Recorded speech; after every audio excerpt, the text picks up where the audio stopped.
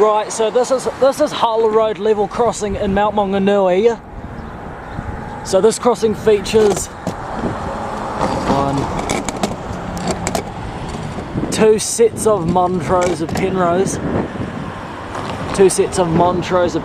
LED lights, two sets of Western Cullen haze e-bells,